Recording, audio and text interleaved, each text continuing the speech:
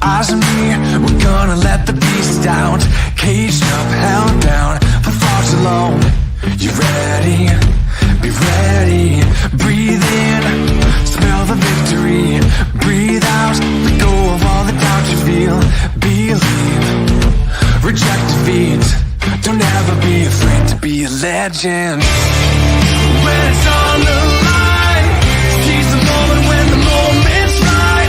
Come on, you're in this fight. Don't ever be afraid to be a legend. Stand the test of time. Seize the moment when the moment's right. Come on, believe you're in this fight. Don't ever be afraid to be a legend. Hold up, are you listening? Focus in, we're looking to make history. Let's go, we know what we've waited for. You ready? Stay ready. Breathe in, ready for the fight. Breathe out, the lights are shining bright. Stand up, stand tall, now is your time. Don't ever be afraid to be a legend. When it's on the line, seize the moment when the moment's right. Come on, you're in this fight. Don't ever be afraid to be a legend. Stand the test of time. Seize the moment when the moment's right. Come on, believe you're in this fight. Don't ever be afraid to be a legend. Relentless, cold as they come. They ain't seen nothing like us. This legend runs in our blood. We're coming shot from a gun. Can't handle nothing like us. Get ready, our time has come. When it's on the line, seize the moment when the moment's right. Come on, you're in this fight. Don't ever be afraid to be a legend. Stand the test of time. Man, oh man, what a day it has been. Welcome to Around the Nation on the Viking Nation Live. I am your host, Larry Godwin. You guys can call me LG. And you guys have been calling me a lot today from the moment I got up this morning until now that we're going on the air. Text messages, direct messages, phone calls, all day long. It actually started kind of last night. But anyway, you guys know exactly what I'm talking about. And listen, you'll have to forgive me for this. But after today and the news of the bombshell that just hit, I guess started yesterday going into this morning, and we knew that it was official this morning when Coach DuBose shared it with his players, that I knew right then on the show tonight, I'm going to do something that I've never, ever done on the show. I'm going to take a long, hard, stiff drink. I need something strong after today. And you know what I reach for when I need something strong? Nectar of the Gods, Diet Mountain Dew. That's my drink of choice. And given that, I want to thank our sponsors. Did you guys think that I was going to forget my sponsors? Come on, what kind of show host would I be? Now that I got the entire Lowndes County community watching the show tonight, you better believe I'm going to milk this for my sponsors. I want to thank Pepsi Bottling Company of Valdosta. These guys, this is my drink of choice. My new drink of choice right here is Mountain Dew Spark. Fantastic. Kind of like a fizzy lemonade with an extra kick of caffeine. So Mark Mitchell, you're in the background listening to this, buddy. If you haven't tried this drink yet, you need to try it because it will wake you up. So anyway, you guys don't know that name yet, but you will. This guy's going to be famous in all of Lowndes County in about 10 minutes. I promise. You're going to want to hear from him. I also want to thank Tim Neesmith with A Shade of Perfection.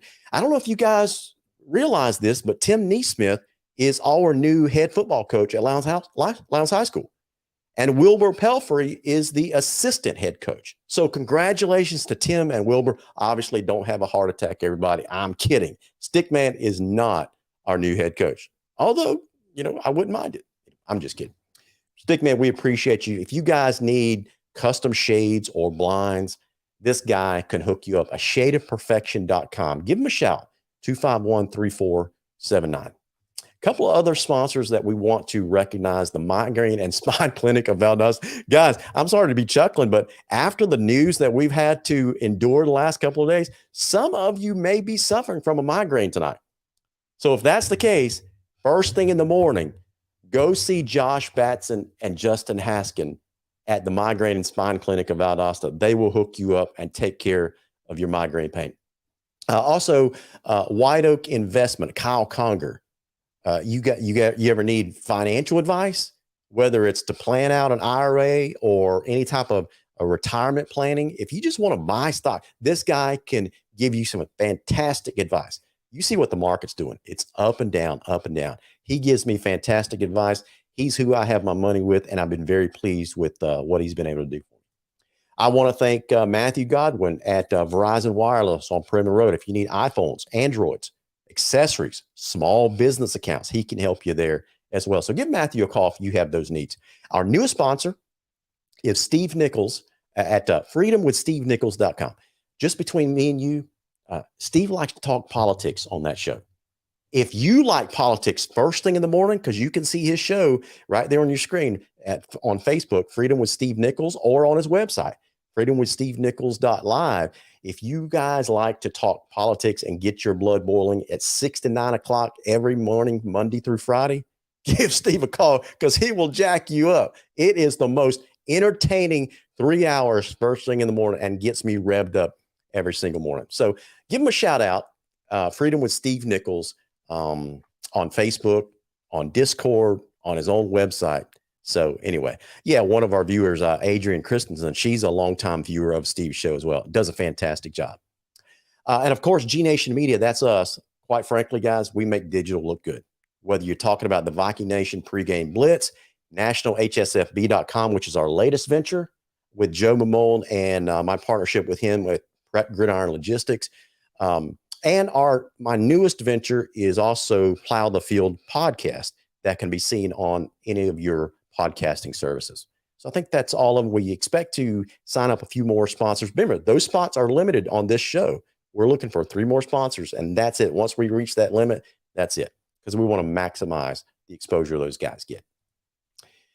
So with that said, let me welcome my crew of super fans onto the program. Chris Bisher, how are you? Doing great, Larry. How we doing? Man, I'm doing good. Are you as worn out as I am? But I don't know why. I don't know if anything took place today. It was just kind of another quiet day in Lowndes County, huh? Just a rainy Thursday. Not much going on. Just worried about, tornado watches. That's all. Absolutely. Well, here's Billy Pearson. Billy, have you been weathering this storm? Not the outside storm with Mother Nature, but the storm Larry, inside Lowndes County football. I don't know how you do it. Since day before yesterday, I'm gonna have to go even a day before you. Day before yesterday, I started getting questions. Yeah. Have you heard the rumor? Have you heard the rumor? Yesterday, my phone blew up yesterday afternoon. What do you think? Not have you heard anything? What do you think? And then today, I think you and I must have heard about it at the same time this morning because when I messaged you, you had just heard about it as well. And since then, I don't know how I got any work done today. Right. Honestly, my phone is blown up. Yeah, this has probably been the least productive day in Lowndes County in the probably last 3 years. Because everybody's been talking about this same topic, right? And so, with that said, guys, I want to make sure that we do this properly. I want to first lead off this discussion by thanking Jamey and Tracy DuBose for the time that they served in Lowndes County, right? Jamey took over a program that was already recognized as a really, really, really good state program, right? And his goal was to turn it into a national brand. And just in 2 short years, I think he succeeded with that. I mean, with some of the competition that we brought in and the competition that we've got on this next 2 years schedules, I think he succeeded in that. And at the same time, guys, if you remember when he was introduced as the new head coach in January of 2020, everybody was all warm and fuzzy. We loved what he had to say. Fast, smart, fast, physical, NASCAR speed, offense, that kind of stuff. We loved what we were hearing, and we bought in completely. as a team and as a fan base, as a community. And then COVID hit 2 months later in March, mid-March, remember that? And then everything shut down. And what he was able to do in guiding the Viking ship through those tumultuous waters of COVID in 2020, leading to the end of the year semifinal appearance that ended in a loss, unfortunately. But I thought that was an amazing outcome considering all the headwinds that Lowndes football was facing that year. What do you guys think? I agree. I mean, he never got to implement his offense until what, August of that year? That's right. Yeah. So absolutely.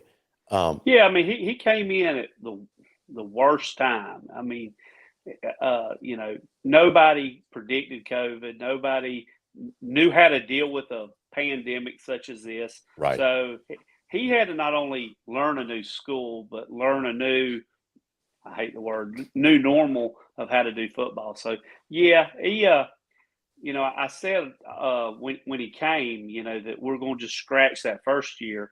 And usually I give a coach 3 years kind of to get his players, his schemes, his system kind of working. And he just didn't have that. And, right. you know, I'd like to certainly seen where he could have took our program. But you know, he did a lot with it. That's right. Exactly right. And Well, so in a short time. In a very short time. Chris, were and you about to say something? Yeah, I was just going to say, and obviously our thoughts and prayers are with the DuBoses and the loss of his dad.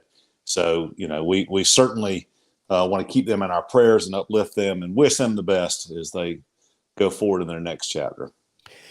Yeah, so we want to thank the DuBoses. Speaking of the next chapter, which leads us to tonight at this moment, right? And so one thing that was just announced or developed about an hour ago, I'm going to share this on the screen so everybody can see what I'm talking about.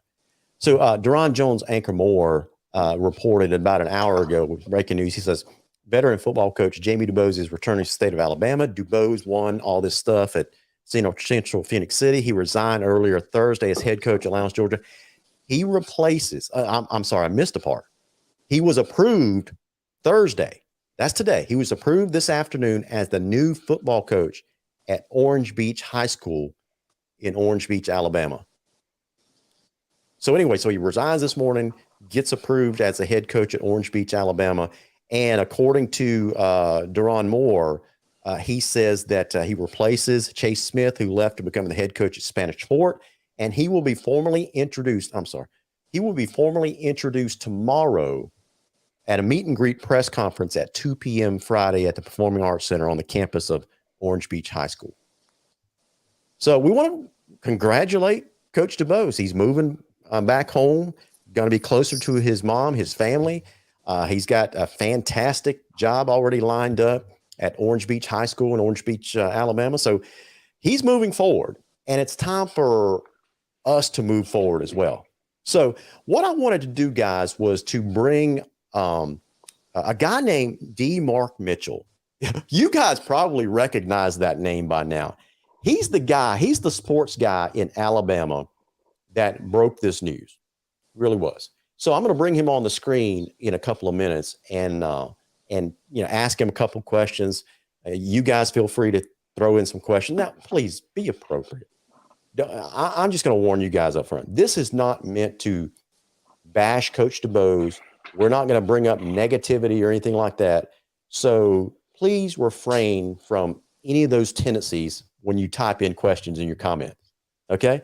Can we all, because this is meant to be an informational, positive type of thing. And where does Lowndes football go from here? But I wanted to bring in Mark to give us some perspective, some context around what happened and why he thinks maybe Coach DuBose needed to go back to Alabama, how he thinks he's going to do at Orange Beach High School, that kind of stuff. So before I bring him on the screen, let me introduce you to him. So he is the sports director at iHeartMedia. He's got a show. He hosts a show called On the Mark on Fox Sports, The Game, and iHeartMedia. He's also the co-chair of the Super 7 Championship for the Alabama High School Athletic Association, basically Alabama's version of Georgia's GHSA. He's also the chairman of the Alabama High School Athletic Association Media Advisory Committee and selection member of the AHSAA Hall of Fame. So this guy's got some street creds, right? He knows what he's talking about.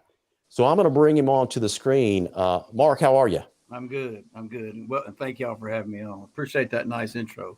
Probably got a little bit too far, but I got street cred. I do have street cred. I got street cred. I'm good. Mark, listen, I got to ask you something, man. So listen, was it yesterday or the day before? I can't remember. I think it was yesterday. I sent you a direct message on Twitter and basically asked you to give me an update since you broke the news. I thought it was funny. You shot back. It's like, who is this? So I had to tell you who it was, that kind of stuff. Because you didn't give me your name. That's exactly right. But I thought it was funny. You know, I asked you for an update. Basically, was this just speculation, that kind of stuff? And you said something candid to me. And I knew immediately that you were a serious guy. You said, I do not tweet rumors. I would not have tweeted if I didn't have info. So you told me up front that you're not a guy that deals in rumors. And that's very refreshing nowadays in the world of media in general and sports media specifically, because we all make a living at speculation, right? Yeah. So I appreciate you saying that. Sure. So you've known you've known Coach DuBose for a while, right? Yeah, Coach DuBose's first job was in my hometown, which I'm sitting in here in the studio in Opelika, Alabama, years ago. And I've known him, his first wife and his second wife. I've known all of them. His two sons, I knew his late father, and I know his mother. I do know Coach DuBose very well. In fact, when he was at Central, at Phoenix City, which is about 20 minutes from here, I got him to come to First Baptist Church, Opelika, and he started coming over here and attended our church regularly here in Opelika. So I know him well. I do. Gotcha. So when did you get a sense that this was going to go down? Was it sometime yesterday, the day before? Oh, no. Probably over the weekend. Okay. Right after his father was laid to rest. Yeah. The next day, probably late Saturday, early Sunday was when I started getting a little bit of information and, kind of putting some things together with people I know. So I'd say late Saturday, early Sunday. Gotcha. Okay. So how do you think he's going to do at his new school there in Orange Beach? I don't know anything. We had a minute with you up front. I don't know anything about this high school program. Is it a good established program? Is it a new program? Brand new. What can you tell us about it? All right, let me tell you this. They've been in existence 2 years. Okay. 2 years. Those of you in Georgia know Gulf Shores, Alabama. Orange Beach and Gulf Shores are right together. Yeah. Orange Beach High School was a member of Baldwin County school system. And about 2 weeks ago, they abruptly had a meeting with the mayor and city council and voted to go city school system, to have a city school system. Superintendent Eddie Tyler of Baldwin County School System said he knew nothing about this, them going with their own system. Although I reported it on my show a week ago before that they were talking about it. Okay. Gotcha. But they may not listen. They probably don't. They didn't. I find that hard to believe. But the reason I'm going here, when that moved right there, they've lost a lot of kids to other schools out of Orange Beach. Gulf Shores High School hired Mark Hudspeth, who is a former college coach. He in turn hired Brian Van Gorder, used to be defensive coordinator for the Falcons, for Auburn, other places. He's got like 4 college coaches on his staff now. One of them was, Paul Rhodes. So Self-Traction, Spanish Fort, where the former coach at Orange Beach went to replace Ben Blackman at Spanish Fort. Chase leaves Orange Beach to go there. All kids start leaving Orange Beach. Mayor votes to go city school system. Guys, they don't have a principal. They don't have a superintendent, but they got a football coach. Wow. Mayor made all the negotiations. How about that? Now, the Baldwin County school system today at 4:35, to be exact, when my phone got the text, they had already voted aye to accept Coach DuBose as their football coach. Okay. All right. What is this? I'm trying to think of a good way to ask you this question. How do you think he's going to do over there?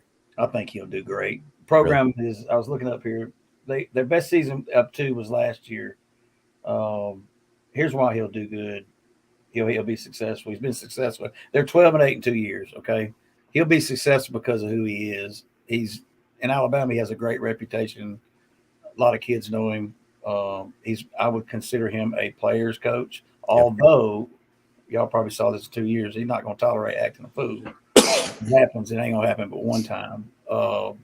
His carefree. If y'all been around him, you know that carefree, kind of personality he has you gravitate to him, and I think he will do very, very well. And I think it was important for Orange Beach to get that coach, as I say, to put the fence up around the school and stop them kids from leaving. Okay, and getting those athletes to stay at Orange Beach, because they had just lost their coach to Spanish Fort, and they're sitting there going, "Oh no!" Next thing you know, in a matter of a month, they're going city school, and they've hired Jamey DuBose as their head football coach. And they're a 4A school, is that correct? They played 2A last 2 years. They had that big a jump in enrollment, and they will start in 4A this year. And the highest classification in Alabama is what? 7. Okay. So as far as other athletic programs there at Orange Beach, is it more football dominated? They're all about the same. Football's probably. Oh yeah, as far as what's number one? Yeah, you in Alabama? Come on, you're in Georgia. You know what's number one. Well, the one that your son and daughter plays, but other than that, football. What does the University of Alabama still have a football team? That's question number one. Say it again. Does the University of Alabama still have a football team? What a crazy question is that? They do. I think they do. They do. I have Coach Stallings on every Thursday. He'll tell you about it. Y'all know. I don't know. It just felt like a 33-18 day. Okay, so DuBose is going there. What kind of current talent? You said a number of students have already left. What kind of talent pool is he going into that's currently still there? Oh, it's going to take him a while now. It's not anything that it's not anything. It's not anything that you would say, "Oh, I want to coach that football team because of that talent." Not putting kids down, not putting anybody down. Sure. This shock. I think Larry, when you reached out about my tweet, it was shocked as me in Alabama. Within 15 minutes of that, 15 minutes, within a minute after I tweeted that, probably 20 coaches, head coaches that. From Mark Freeman on down, who's are you? Like what? And because they know I don't tweet things that aren't. I mean, you can follow my look down. I haven't missed a prediction of when a coach is going to get hired. Now I will the next one because I said that, and I don't mean that arrogantly. I'm just saying I do my homework. I've been in Alabama a long time. I'm a part of a lot. I know a lot. A lot of coaches trust me, and that's kind of like I work full time. Here at iHeart, that's my job. That's what I do. So, Mark, programs reach out to coaches all the time, whether it's Jamey DuBose or, Justin Rogers over at Colquitt County or whoever the coach is. Pros. Or Rush Pros. They get called all the time to gauge their interest. When Orange Beach started to reach out to Jamey and it sounded like it was getting serious, how surprised are you that he left Lowndes for Orange Beach, or are you surprised at all? I'm not surprised. Why? He loves Alabama. Yeah. Missed it. Wanted to get back. I had a talk with him about a month ago about his father. He wanted to get back and see his father, and there was a job opening in Alabama that he asked me about, and my father passed away a year ago in November. So I just told him that he needed to do what God wanted him to do, and that God was in control of how long we had with our parents, how long we have with anybody. Yeah. And that every minute he was without him, that was another minute he didn't have him. And gotcha. That, it looked to me like, Coach, that you telling me that you need to get back close to your daddy and your mother. So no, it does not surprise me at all. And let me make sure I clarify this. Okay. It doesn't have anything to do with Valdosta or Lowndes County, Georgia, Lowndes County High School. I want to make sure I'm not speaking for Coach DuBose, but I'm speaking on what I know. Okay. Yeah. So I'm glad you said that, because when he issues a statement like he did this morning, basically it was all about his his family situation. You know, naturally, there's going to be some people that question that, but you can say unequivocally that that was the reason. He wanted to get home to be closer to his family. I do believe that. His wife needed a couple of years to get retirement. Tracy, yeah, he wanted to get back to Alabama again. This is his home. This is his state. He has a lot of, not that he doesn't in Georgia, but he has a lot of coaches that respect him a tremendous amount here. And I think God opened that door for him. And I think that basically, from what I understand, not that money is everything. I've never heard Coach DuBose mention a contract. I can't tell you what he makes right there because I don't get tied up into that unless they say it. But I think I'll say, and I don't want to say anything else, but he's making more money now than he's ever made in his life. I got you. Today. Well, listen, with all you said a while ago, when you initially released that tweet yesterday or a couple of days ago, you immediately got a bunch of phone calls from coaches in Alabama. How many of those coaches asked about the Lowndes job? You know what? They know I don't do much in Georgia, so they didn't. They did. Okay. Well, Mark, it's a great job. Yeah, Mark, I realize that you of course obviously cover Alabama football. Mm-hmm. What is your impression of that about Lowndes football? I'd just be curious to see what your impression is of what you do know about Lowndes. Yeah. Oh, now Coach DuBose has been on my show since he left pretty regular. Okay. What would I say? Incredible program, tremendous amount of love, emotion, tremendous amount of pressure to win from fans. I think administration is, from what I understand, incredible. Fan base can be hard, can be brutal, but top of the top. That's maybe sometimes we all get a little bit too caught up into things. I'm not saying that about Valdosta, but I know that he felt a tremendous amount of pressure from maybe, I don't know if it wasn't administratively. I think it was maybe fans when I had conversations with him. And I don't think Coach DuBose, to my knowledge, he never had pressure from administration. He's never had pressure from fans, but maybe that was the case. I don't know. Okay. Guys, if you're just joining us, you're watching Around the Nation on the Viking Nation Live, and on the screen with us is superfan Chris Bisher, along with myself, your host, Larry Godwin. And joining us from Opelika, Alabama is Mark Mitchell. He's the sports director, hosts a show over there on Fox Sports Radio called On the Mark. So, Mark, we appreciate you being with us today. Mm-hmm. Listen, I got a question for you. Jamey DuBose has been successful just about everywhere he's been. He's won a couple of state championships at Prattville, won a state championship at Central Phoenix City, almost won another state championship at Central Phoenix City. And he did that in very quick order. How long do you think it's going to be before Jamey DuBose has Orange Beach at the top of the Alabama charts? Good question. I don't think it'll be quick, but it'll be quicker than anybody else. Gotcha. I'd say 3 to 4 years he'd have it, maybe even sooner. Here's the deal. Depends on if he gets those transfers back that left. Yeah. How many people move in, and if he can win quick, somehow win some games he's not supposed to, which that's Coach DuBose, maybe sooner or later. But I'd say realistically 3 to 4, he would have it where it needs to be. I think he's that type. Y'all know him. I'm assuming. Yeah. He's that guy. Oh, yeah. Now look, he left to come to y'all. He retired. Y'all were winning. Yeah. When he got there, everywhere he's gone before, they were losing, and he flipped it around. Yeah. And so it takes a tremendous amount of person to have 3 state titles and then go to a program that's expected to win state championships. And let me make sure I clarify. Coach DuBose didn't run away from anything. I'm not saying that he was running from pressure. I'm just being candid with you about the talks we had. I want to clarify. I'm not speaking for Jamey DuBose. You asked me that question. I'm speaking on our talks and what I gather and what I see. Okay. That's right.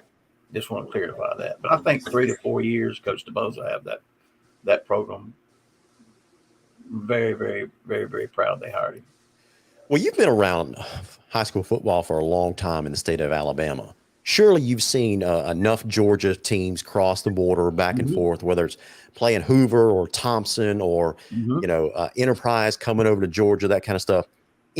What's your opinion on, we get this debate all the time. What's your opinion on Georgia high school football versus Alabama high school football? And don't be a homer.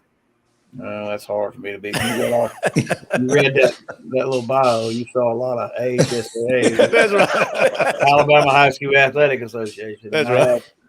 One of their former executive directors is my guest host on Monday, and Coach Savarese, who is just retired. I was just texting him a few seconds ago asking we were talking about Coach DuBose. So that's going to be hard for me to do without being a homer. I'll say this, speaking of Super 7, I did. This would have been before 18, I believe. The Georgia High School, y'all are GHSA, is that right? Correct. All right. Your director shadowed us over here at Jordan-Hare Stadium during our Super 7. But you asked me the question about football in Georgia, and is that pretty much what you were talking about to go back? Because I don't want to compare. So, I mean, you can look at colleges and see where they recruit players from, and Georgia's a hotbed. So, right. I broadcast for Opelika High 37 years before I stopped, and we played, a few teams out of Georgia, and then now Opelika plays Callaway on a regular basis, which is a good series. But I think it was I can't think of that team that came out of Atlanta, Tri-Cities, Georgia. Came over here, one of the biggest football teams I've ever seen, and Opelika paid them. We paid them to take a whooping. They got a win and a check to go home. But a lot of good football in Georgia, no doubt. I'd say pretty similar. But now y'all are going down a class. Is that 2 years? In a couple of years, they're going to go back down to 6 classes. Yeah. But anyway, I think Georgia high school football is as good as Alabama, or not better. I live in Alabama and do a lot with the HSA, so it's going to be hard for me to not be homer. That's kind of unfair to me because I do so much with the HSAA, and I lived in Alabama all my life. Mark, does Alabama have a similar problem to Georgia?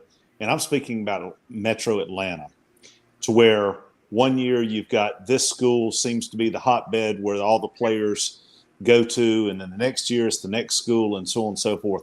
Do y'all have that similar issue in Alabama? No, it's usually the rich get richer, and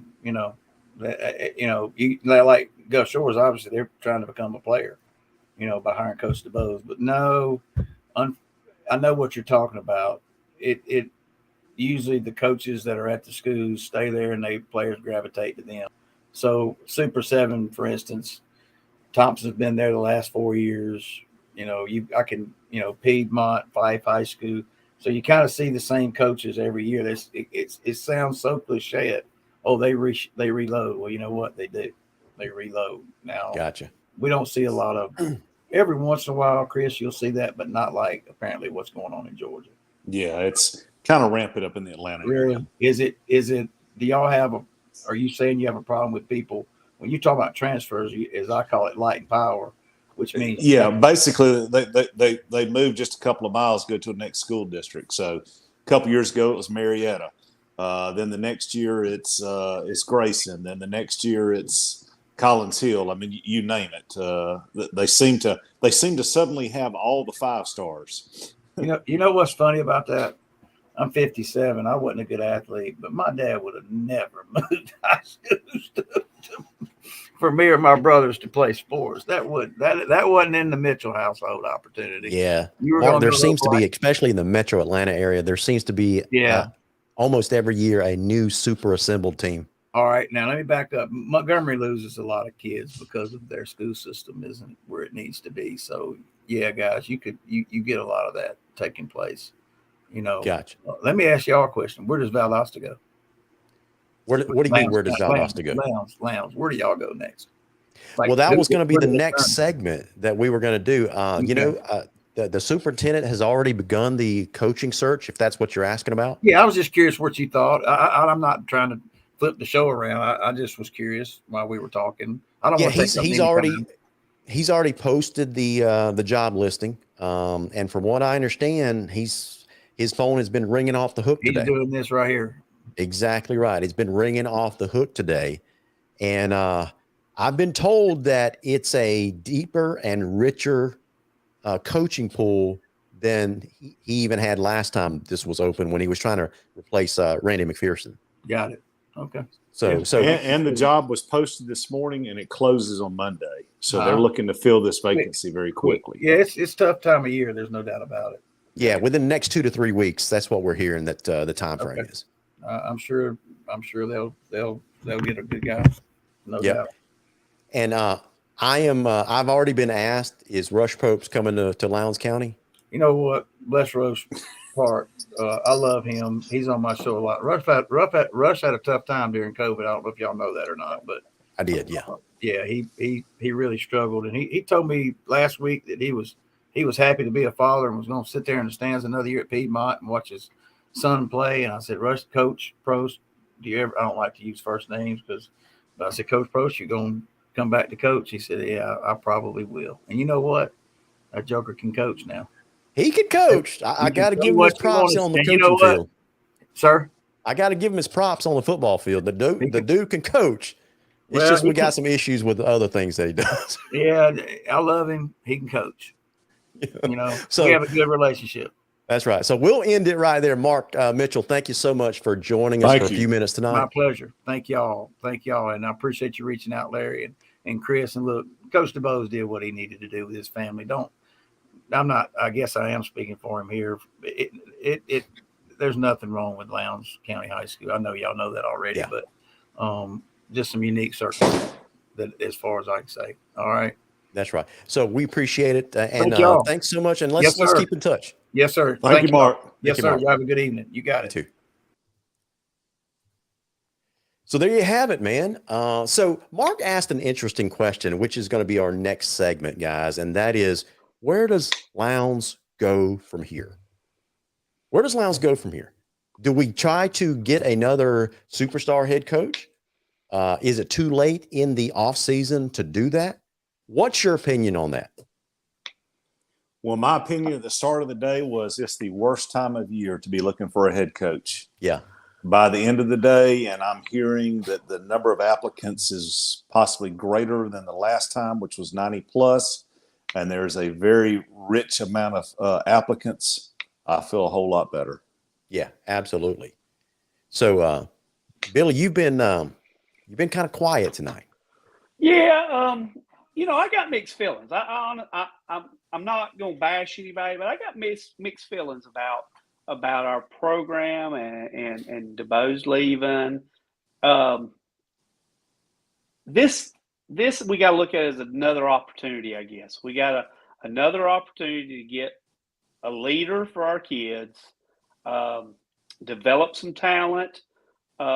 Let's be honest, guys. We lost probably some of the best athletes we've had in the last 2 or 3 years. We have had some of the best athletes, probably the last 3 years that we've had at Lowndes. That's right. And over the course of last year losing all of our defense, this year now we lose our star quarterback.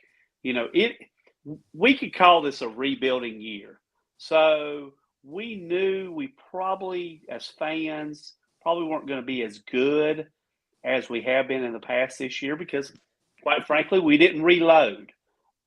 Like Mark said, those schools up there do. Yeah.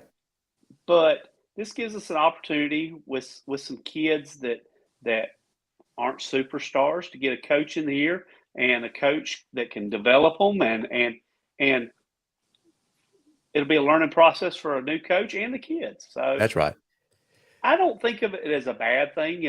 I hate to lose Coach DuBose. I had a timeline in my head that I thought that he would have his players, his system in, and I think he needed another year or two to have his whole system in, and I'd have liked to have really evaluated him after he had his truth. But, he's got to do for his family what he's got to do for his family, and Lowndes has to do for our family what we got to do.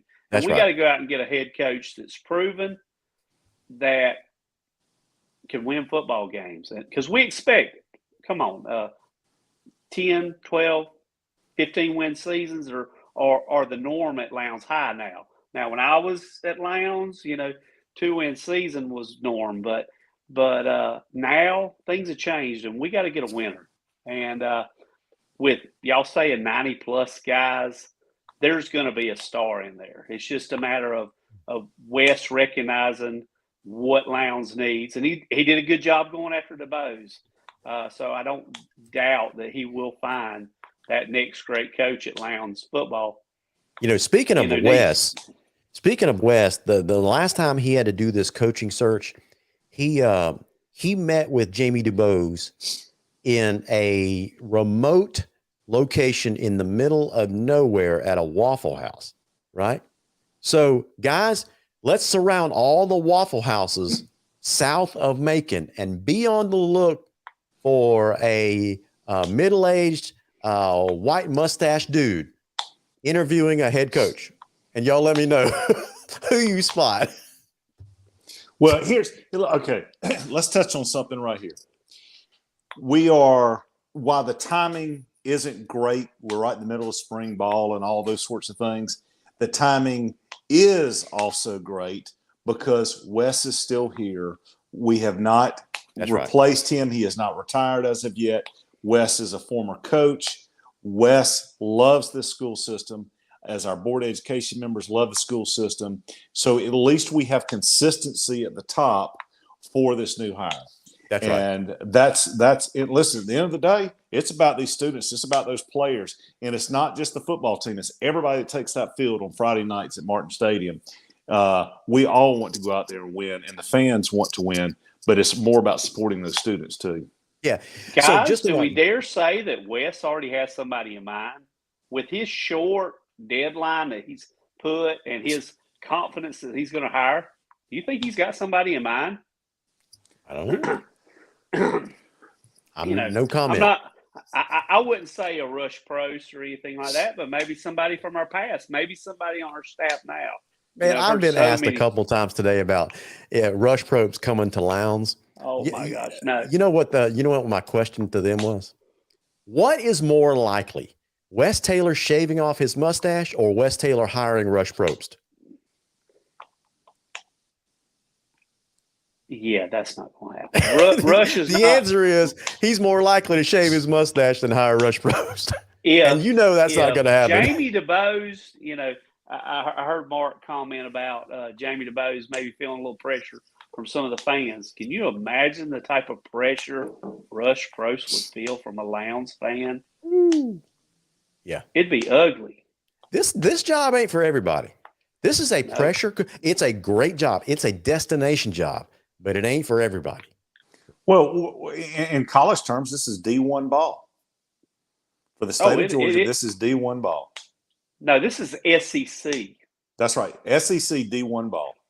Yeah, this is the SEC of football down here. There's no doubt about it that we demand winning, and we're going to demand a coach that's not just some assistant that's looking to move up.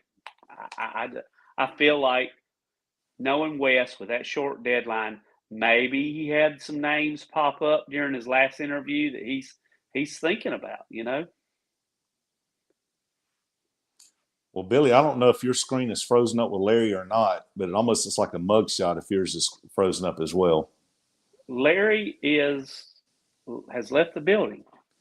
Oh, now he is gone. Hey, so it's our show now, Billy. Okay. Yeah. So what do we want to talk about? Talk about what we really want to talk about. Well, listen. It's like obviously hunting when the game warden's out of town. That's right. That's right.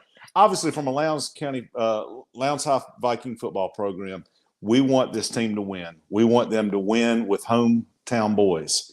And I believe we've got the talent. And sometimes that talent may be overlooked until a new set of eyes comes in. So we're going to get a fresh set of eyes coming in. And I'm excited already with what's happening on defense with Coach Anders, new DC, a new O-line coach. There's numerous things that we should be excited about already as far as our coaching adjustments. Yes, our defense is going to get better under Ashley. I mean, there's no doubt about it. He is a great, proven defensive-minded coach that knows how to win championships both in high school and college. So that's a good point. does a guy like that with his experience, does he get promoted? You mentioned something. You mentioned winning with hometown guys. Our own homegrown. We talk about Atlanta schools and how they recruit. I've always said we can't have hometown pride in our kids if we're not playing with hometown players. So, that's another thing. We got to bring in a coach that can develop our kids and not just want to bring in talent from, Lee County or Waycross or wherever to get a kid to move in that's going to be a star. That's right. So, that's right. And also from the timing standpoint, season tickets have not gone on sale yet. So this could create some new excitement to increase those season ticket sales. Hey, I think it did when we hired Jamey. There was definitely a buzz when we hired him, and he wasn't a bad hire. I don't want to see another guy come in here with just 2 years. I don't think he can get his system. No coach. I don't care if we brought Kirby Smart down here. He couldn't develop players in a year or two. And I think had Jamey stayed a little bit longer, he could have got more of his system in play. And I think we need that for the future. We need that longer term guy, that guy that's going to be here more than just 2 or 3 years, like a Randy Mack that was here for all those years. What? That's right. And let's keep in mind that we've got some strong hitters coming in. We've got Grayson coming to town. We've got some strong opponents. So obviously we're not going to take. I know Wes is not going to take this hire lightly. I think this is going to be a crown in his hat 5 to 10 years from now, and look back and go, yes, this was a great decision. Yeah, I mean, and Larry kind of hit on it, how Wes handles things. Yes, Wes was a coach. Wes knows football. If this would have happened, oh, God forbid, another, couple of months later when Wes was gone, then does our next superintendent, is he or she as football oriented? And I don't just mean love and the sport of the team. To hire a coach, you have to understand what you need from a coach. And the next person who came in may not have that same knowledge that Wes had. So, like you said, Chris, this is good timing because Wes is still there. Yeah, I mean, it's still bad timing as far as the time of year, but it's good timing as far as we have consistency at the top, those that make the decision. I agree. So, well, so while Larry is trying to get back on his dial-up modem, this is our show now, Billy, so we can kind of take it and run with it. Unfortunately, we don't have comments to be able to show from Wilbur or Stickman, since Larry's in control of those keys. But I do want to brag on my Georgia Bridgeman for just a moment. And that is, we completed the FFCC championships down in Daytona this past weekend with our indoor percussion and our JV winter guard team, as well as our varsity winter guard team. And right here is the results of the indoor percussion gold medal. They won the championship. And that I am very excited for our indoor percussion students. They did a great job. Their show was Lighthouse. Our JV and winter guard teams represented Lowndes High with dignity, and this was a little bit of an off year as far as where we wanted to finish there, but I'm very excited about the future talent that's coming forth. And also, listen, we're getting closer to Friday Night Lights. We've got spring game coming up in May. Yeah, it's close, but I got a question. While the winter guard was performing, where were you at, Mr. Bisher? I was right there. I don't know. I didn't see any pictures of you with, the drum line or winter guard. I saw you with pictures of sheephead. That's all. Oh, well, that was okay. So that was Saturday morning. Yeah, my day started pretty early, so that was Saturday morning. Okay. So and after you got done catching all the convict fish, you went and that's right. supported them. I went straight to the Ocean Center. Helped our JV with pulling their floor out onto the performance arena, and then quickly went and got a shower at that point, and then went back for our indoor. But yeah, it was a good weekend. I tell you, I'm excited about what's coming up too with our. I know you've just graduated out of the Bridgman. I'm done. Yeah, but I'm excited about this upcoming show. I'm not going to announce what the nature of the show is, but the last couple of years you've seen that the Bridgemen have gotten back to their entertaining ways. And with last year with Rocket Man, the two-time grand champions, this year we're gonna keep with that pace. And so, right now we're in the midst of, we got auxiliary tryouts coming up right after spring break. We have indoor percussion placement, ninth grade signing night, spring concerts, not only at the high school, which will be the first performance within the new Performing Arts Center. And then we got the 3 middle school concerts coming up. So it's going to be a busy Don't end to the school year. Coming up soon, like for the kids that want to march, don't they have to get some stuff in the next? Probably by tomorrow. actually tomorrow. Yeah, they're supposed to turn all the commitment forms in. But it's going to be a fun time, and we've announced our trip. We're going to the Fiesta Flambeau parade in San Antonio, Texas, in April of 23, and looking forward to that. The kids will get to go and see the Alamo and see some other sights along the way. So, in addition to marching that parade and representing Lowndes High, they're also going to get learn a little history. Laney heard about that, and she was a little disappointed that of course, I mean, she got to go to Philadelphia and Washington and experience that, but she's kind of disappointed because San Antonio would be a fun place to be. Yep, it's going to be a good trip, so we're looking forward to that. And not as cold as Philadelphia. Oh, my gosh. Listen, that was 12 degrees at parade step-off. Wind chill was about 4. I felt so sorry for our auxiliary girls when they came out of their warm clothes to get ready for camera time, and that was brutal. When you got people from Philadelphia that were heavily wrapped up, and we're walking by, and those girls are basically their pregame costumes with a couple of layers, maybe of stockings on, and they're going, "Where are y'all from?" South Georgia. They're like, "Dang." We're tough. We're tough. Laney said her spit was freezing in her flute. Oh yeah, that's pretty rough. But hey, let's recognize a couple other sports that had success here this week. I think our golf team, guys and girls, has done extremely well. So that's always good. I think a couple of our girls that were on the show a couple weeks ago, one of them I think was low medalist this past week. That's pretty impressive. Yes, it is. Well, Billy, what else you got on your side of the pond? I have nothing. Our fearless leader has just left us. I think we lost ratings. This was supposed to be one of our biggest shows, and I think we lost ratings just because we don't have our fearless LG.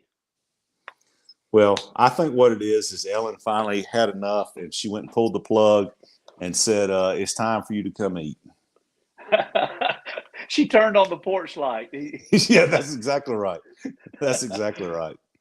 Well, it's crazy. I don't see how he gets it all done. Let's get back to football. You're Wes Taylor. You're making the hire decision. What are your top 3 items that you're looking for? I know, obviously, we want to coach with integrity and principle and a winning record. We get that. That's standard. What additional 3 items is Billy Pearson, the armchair quarterback, looking for? Well,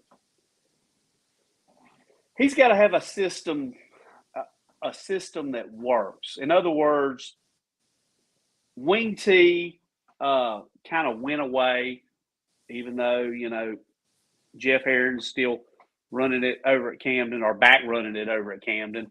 So the veer, it kind of hit and miss. Right now, it seems to be offenses are high speed, spread offenses that they can throw the ball real well, really mix things up. So you want a coach that isn't kind of set in the old, I hate to say it, out of date offenses of the past. The gimmicky offenses necessarily. So I want a guy that runs a spread. I want a guy that has developed talent, especially quarterback talent, because I feel like that. Even though Jakari, you go with Michael, we've had some great quarterbacks in the past.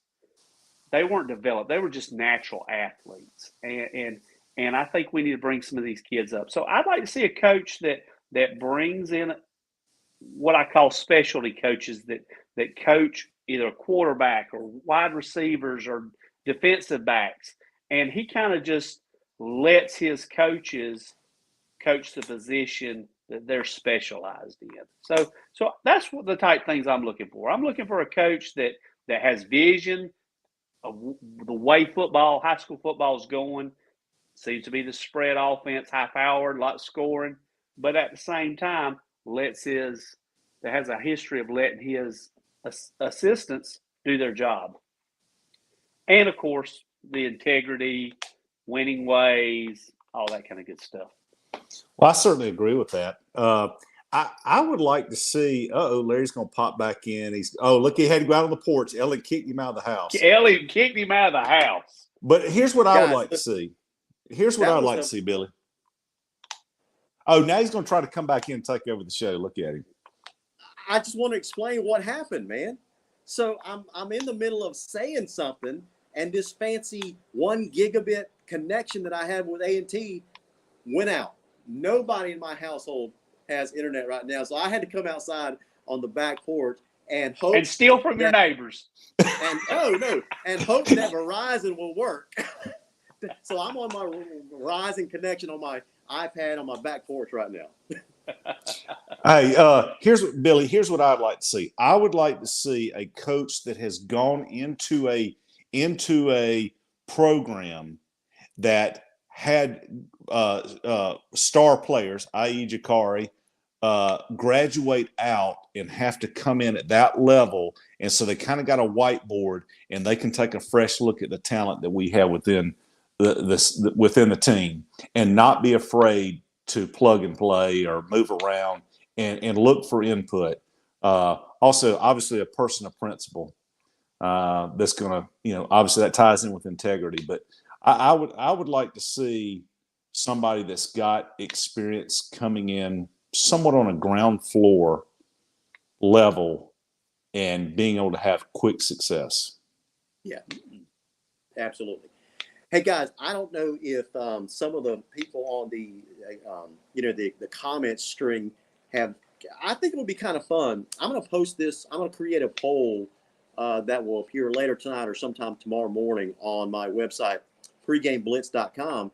And I'm going to take the top 10 names that you guys put in the comment area of this broadcast. And I'm put all 10 names and let you guys, as a fan base, vote on who you think that we should get. And that would be a fun exercise, I think, to keep us all mentally occupied while Wes Taylor brings in the guys. So have you guys talked about some potential names? We haven't talked about any names because I was kind of hoping that you would come back and make it before the end of the show, and we didn't have to sign off. But yeah, I'd like to throw some names in the hat that I think, and I'm sure Chris does too. Well, let's throw out some obvious names because every time this is not working. So every time there is a coaching search, right? Names pop up from everyday fans, and the first names they think about are the ones they remember most recently. Guys like Byron Slack. I'm sure you've heard that name thrown out there already. Byron Slack. Guys like Tucker Pruitt. I've heard that name thrown out there. I've heard Alan Rodemaker thrown out there. So I don't know what you think about those types of names, but I've even heard names like Chris Tone, former Lowndes player. I've heard names like Brad Armstrong, former offensive coordinator under Randy McPherson back in the championship runs that we had. Now, Brad Armstrong is a wing T guy, so I'm not sure how I feel about that. But those are some of the names that I've already heard fans throwing out there. Now, Billy, Chris, what do you think about these names? I'm just going to throw some big-time names out there. Guys like Marquise Westbrook at Warner Robins. Do you think he would be a good fit in a Lowndes program, given the resources that he would have available to him that he doesn't perhaps have at Warner Robins? Because Warner Robins has like 5 high schools in that county. Oh, yeah. Guys like Mark Freeman, the Thompson head coach over in Alabama. I personally think that Mark Freeman is the reason why coaches like Josh Niblett are moving on to Gainesville, because this guy has taken over the state of Alabama at Thompson High School. Guys like potentially Matt DeBuck at Cardinal Gibbons down in South Florida. Mike Smith, the new head coach down there at American Heritage that we're going to see on August 20th here at Martin Stadium. So those are the names that I thought about immediately. Wilbur Pelfrey says, how about Zach Grage over Thomasville? Yeah, Zach's name actually came up today with some people I was talking to, and I don't think that would be a bad fit for Lowndes. Normally, I don't like guys who've had success in the lower classifications because it doesn't quite equate to success in 7A. Let's just face it, we had a coach back several years ago. He left us. He couldn't win a football game, left us and won 3 state championships in a row in 3A. So it doesn't quite equate always, but that's not a bad fit. I'd like to see us get somebody within the state of Georgia. Right. Just because I'm tired of people going home. And I'm not just saying that from a standpoint of Jamey, but we've had some assistants that wanted to go back home too. So, yeah. So speaking of that, Brad Barfield says that's one thing DuBose won't have at Orange Beach is the 12th man. No, Chris, he won't. There's a shout out to your Georgia Bridge. Yeah, that's exactly right. Yeah, it has to be somebody that likes the band to be playing during the game. Absolutely. So let me ask you guys your opinion on something. Do you think Wes tries to hit a home run? Because Wes he's announced his retirement at the end of this school term, right? And so this is basically his legacy hire. He's going to be remembered a long time for this hire. So as he goes out the door, do you think he's going to try to hit a home run with his hire, or basically get someone that satisfies the fan base and let the next superintendent deal with it, whatever that may be? That's not Wes. I think if he was staying, he'd still try to hit a home run. He loves Lowndes Vikings. I promise you, when he retires, he will still be in those stands on Friday night. He will still be supporting the team. That's the type of guy Wes Taylor is. I mean, I agree with that. And I don't think I hope, but Wes I do think he's going to want to hit a home run, and it will be his legacy. But I don't think that's crossing his mind. He wants to get the best guy for the team. Yeah, I don't think Wes is going into this as going, oh my gosh, this is my legacy. I think Wes wants the absolute best for Lowndes High School, and so that's what he's going to go after. And I think he's going to look for a person of principle. Yeah. So my understanding, guys, about this time frame, I don't know if you guys talked about the process or this time frame that he's under. So he's got this job listing posted. It's going to basically run through Monday. So he's going to have this 100, I'm assuming 100 plus candidates. By Monday, it could be up to 150, right? So he weeds through this, and I'm being told that he's going to whittle it down, start making phone calls, whittle it down to a final 6, present that to the board for their consideration, their feedback, back and forth, that kind of stuff, get some advisement from them. And then he's going to make a determination on his candidate of choice, and then he's going to go back to the board with his recommendation on this single candidate. So what do you guys think about that process? I think it's going to take about 2 to 3 weeks. I don't think it's going to take 3 weeks. I think we're going to have a new hire within 2 weeks. I still think he's got somebody in mind. whether it be from his list when he hired Jamey, from 2020, I think he's got somebody in mind. I mean, certainly he heard the rumors when we heard the rumors. That's right. So he might have went in action then and started kind of going through who he thought. Let me bring up. But does he interview more than one person? In other words, does he just pick his guy and just interviews him, or does he interview top 10 or top 5, or what's that process, Larry? I think what I've been told and what I've gathered in conversations with people is he's going to interview more than just one person, right? He's going to go through these applicants. I'm sure he's probably got some people in mind, and he's going to basically whittle that list down to 6 people and then interview those guys in a more formal setting, away from the school, that kind of stuff. So nobody's looking over his shoulder, that kind of stuff. We all know Wes Taylor by now. He has a very methodical process in just about everything that he does, right? And I'm certain that he's going to use that same process, because this is not the first hire he's ever had to do outside of football. He's hired a lot of people, and so he follows a process. And so he's going to interview more than one person. I think he's going to whittle it down to 6 people, get some feedback from his board, and then go back and then whittle it down to his top choice. I think that's the way it's going to work. Now, guys, I want to bring up something that Darryl Presley said, and I think this is very appropriate for this discussion. He says, the bottom line is whoever we get, we need to support them in whatever they run. They're going to be hired because they are better coaches than us.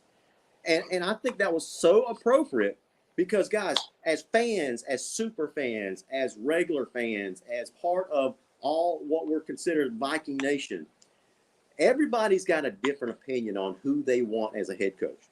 Some say Rob Armstrong, some say Marquise Westbrook, some say Byron Slide. Whoever West brings in here, it may not be. There's a good chance that I'm talking to you that's watching tonight. There's a good chance that it's not going to be the person that you personally wanted. If that's the case, I'm going to ask you, I'm going to encourage you, support this new hire. Get behind this person. At least give them a chance. Guys, I feel like, honestly. Can I exclude 2 people from that, though? Okay. Can I? Just 2 coaches. That's all I ask, Darryl. Do I not have to support a Rush Prost or a Dean Fabrizio? I would agree with you on Rush Prost. Now, I know there is some bad blood between Lee County and Lowndes, especially after this last year. But honestly, guys, I don't see a problem with Dean Fabrizio at Lowndes. Actually, it's going on longer than that. You do forget the year before he did get kicked out of the game. He did. He's a very passionate coach. Jamey DuBose was known to be a very passionate coach at times on the sidelines. That's just what coaches do, right? So I don't hold that kind of stuff against him. Now, that particular year, a couple years ago, when he was being kicked, he escorted off the field, that was a little showmanship on his part because Phil, I remember vividly, Billy, that Phil Jones and I were live streaming that game for ITG Next in the game. We were live streaming that game for Lowndes and Lee County. And when Dean Fabrizio was escorted off the field and he was confined to their locker room, he was texting us back and forth. We were just cutting up with him. He was having a good time throughout that whole thing. Guys, part of his shtick is showmanship, right? And sometimes that rubs people the wrong way, but I promise you this. If he ends up on the Lowndes sideline and he did that on a Lowndes sideline, we would stick up for him. That's what fans do, right? That's just showmanship. Those are my 2. I draw the line. You're not buying Those are my 2. So I do believe. Listen, again, going back to we've got a young team on offense. The coach that's coming in, whoever that may be, has to have some experience developing young talent. That's right. I agree with you. Certainly agree with you. Now, personally, I would love to see an offensively. Please don't take this the wrong way. I would prefer to see a truly innovative offensively minded coach. I love Jamey DuBose and what he did with the Lowndes. I just did not see that out of his offense. There, I said it. Okay. I saw basically a souped up version of Randy McPherson's offense. We ran Ja'Cory Brown a lot. And the second play is we ran Ja'Cory Brown a lot. I would love to see a offense that utilized the entire field, right? And that means to truly develop a quarterback that can beat you not just with his legs, but with his arm as well. And we just haven't had that consistently. Don't get me wrong, Ja'Cory Brown was a very good passer at times, but at other times he was not. And we all recognize that. So I think I would prefer to see an offensively minded coach that's truly innovative in his approach to running an offense. And I just didn't see that out of Jamey DuBose. Well, and let's keep in mind, and too. what you mean by that, basically, Larry, is somebody that mixes it up. It's not Correct. one-dimensional. Yeah. Correct. That's kind of what I said. I don't know if you were back on the show and we're talking about what my wish list was, but that's kind of what I want as well. Well, and we already know we're young on offense, but defense wins championships. Yeah. I am very excited to have Coach Anders on that defensive side of the ball. Oh, and I think that while our offense is developing, whoever this new head coach is, and assuming they're offensively minded and all those things, I am very excited to see our defense getting back to where it used to be. And I do believe that Coach Anders will bring that in. He has a proven record of having strong defenses. Well, let me ask you about that. Do all of these assistant coaches that were recently brought in, do they stick around? I think he takes some, but I don't think he's going to take Ashley to Alabama. No, I'm talking about do they all stay at Lowndes? Like Ashley Anders, Buck Hansen, some of these other guys, do they all stick around? Maybe at least this year, because it's late in the year for them too. Correct. Let's be honest. It's tough. A lot of their positions have already been filled. So, maybe they stick around a year or so and then next year, kind of go out looking. But I kind of see, some of these coaches kind of making their way. The ones that Jamey brought in, that were kind of his people, I do see some of them leave. But I still see a lot of the traditional guys that have been on Lowndes' staff even before Jamey. They're going to stick around. Some of the new guys probably will stick around as well. Yeah. Hopefully Ashley does as well, because I am a fan. Now I respect J.R. Rogers, and I respectfully disagree with his assessment here. He says defense wins championships. I wholeheartedly agree. Then he says Rush would have ran Brown just as much. To throw the ball, you have to have throwers, catchers, and blockers. All three is a must, period. I agree with the last part of that. To throw the ball, you've got to have throwers. I thought we did have catchers and blockers. We just didn't have a consistent thrower. I don't think we had blockers. Honestly, come on now. I think we had definitely catchers. Yeah. I think we lacked some blockers. I think our offensive line matured greatly towards the end of the season. They did, but what I mean is not necessarily line blocking. I'm talking about using your tight ends to block, using your wide receivers to block. If you can develop that, then you open up the playbook. Hey, and you brought up tight ends. I would love to see an offensive-minded coach that understands the tight end is eligible and that we utilize our tight ends. Wouldn't that be great if we played football like Collins Hill used their tight end? Oh, my goodness. Well, what I wouldn't give to have a tight end like Collins Hill had. Let me throw out this name. And I think when you throw out this name, some people are automatically going to say, he hasn't won a state championship yet. And they really emphasize that yet part. But I see a young, up-and-coming, aggressive, offensively minded coach in Zach Grage over at Thomasville. What's your initial thoughts on that name? Well, I think I already told you that I liked him. Okay. That he is the one that I think that can come from one of the lesser ranks to come up. I did say I wanted a proven guy, but limited resources. You only do so much. I mean, it's the old Jimmys and Joes. That's right. Has he had that type of talent so far? I don't think he has it. And he's playing in a pretty tough classification too. There's a lot of good teams there, so I like him. I do. I really do.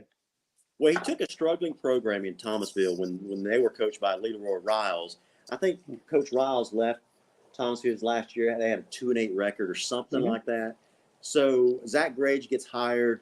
He immediately resurrects that program, and then that culminated last year in playing Fitzgerald for a state championship in AA. And I've just seen his offenses progress year to year to year, and they just increasingly get better and better. And I just love to see that. So I love to see. What's the name of the Oconee County coach? Travis Nolan. Travis Nolan is another up and coach. But he's now at Jefferson. He's at Jefferson now. Travis Nolan. That is my. If I'm going out and I'm going to get him. Here is the name above all names. I'm not sure why I didn't think of this, guys. Daryl Rayburn says, what about Bubba Price? Listen, could you imagine LG doing the post-game interview? Actually, let's take this back. Larry would no longer take pictures of the football team. Every picture he takes and posts would be a Bubba. That's funny right there. You want to talk about a fanboy? If Bubba Price was the head coach of the Vikings, my gosh, we wouldn't be out on the show because we couldn't say anything negative. Larry would beat us up. Oh my gosh! He would have Whitney Houston playing in the background. You name it. Oh my gosh! So I'm not sure the names that you guys threw out there when I was off the show for about 10 minutes or so trying to fix my internet connection. But were there what kind of other big names that you guys talked about? We didn't discuss any names. What do you think about? I've heard this name. What do you think about an Alan Rodemaker at Lowndes? Here's my take on Alan, and I hate to cut y'all guys off, but I have a big take on Alan. Okay. Alan would get us back to playing defensive football, which I love. But I've kind of realized that defense isn't everything. And my buddy JR, we grew up thinking defense wins championships. Right now, high-powered offenses seem to be the way to go. You still have to play defense, but Alan would bring defense to us. But let's face it, guys, I don't think Alan has that many more years that he's going to want to. And I don't know Alan personally, but I don't think he's got that many more years that he might want to stay and coach high school football. I mean, his daughter's getting ready to graduate. I think she got a volleyball scholarship somewhere, if I'm not mistaken. Of course, Tate's down at FSU. Maybe he wants to move a little closer to wherever they're going to school and maybe be more active in their lives. And maybe he's, destined to just stay as a defensive coordinator. I don't know. I just don't see him giving us 5-10 years as a coach. That's why he wouldn't be my choice. I think he'd make a great coach. I just don't think the longevity's there for him. Yeah, I think our new head coach is going to be anywhere from mid-30s to mid-40s. Gotcha. To be around for quite a while. Man, sorry, Bubba, that throws you out, bud. A mid-30s head coach at Lowndes High School? I mean, he's going to be around for a while. Well, he'll be around because he's winning, we hope. Absolutely. If he's not, he won't. Absolutely. All right, guys, we are going to wrap up the show tonight because I knew we would go overtime. We're approaching hour and 20 minutes. We're approaching hour 30, really. But here's a name that we haven't talked about tonight. I don't know how I feel about this. Jason Strickland out of Ware County. I have to think that Jason Strickland is probably going to be at least rumored to apply for this job. Do you know much about Jason Strickland? Do not. Gotcha.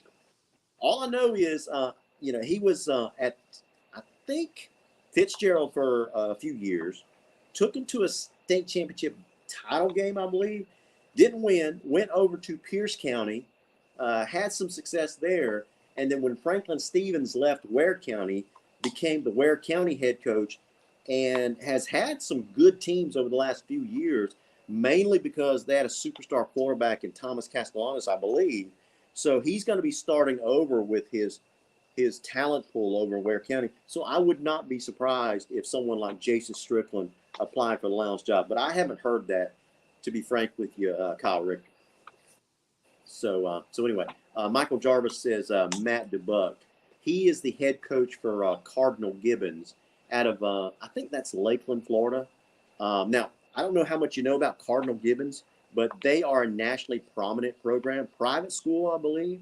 I think they play in the 4A classification down there. But it is a nationally prominent program that is not afraid to scrap it up with bigger programs, and he's had a lot of success over the years. And I know for a fact Matt DuBose is itching to get up to Georgia, because I didn't know if you guys knew this, but when Colquitt County was looking for a head coach this past offseason, before they hired Sean Calhoun. Oh, it's the pay scale, definitely. Yeah, before they hired Sean Calhoun, they actually reached out to Matt DuBose and interviewed him, and so he was close to coming up here.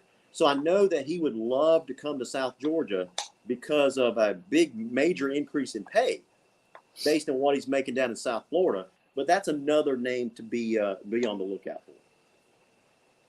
So anyway, well, guys, as Darryl Presley stated earlier, whoever the new head coach is, we need to rally around that coach.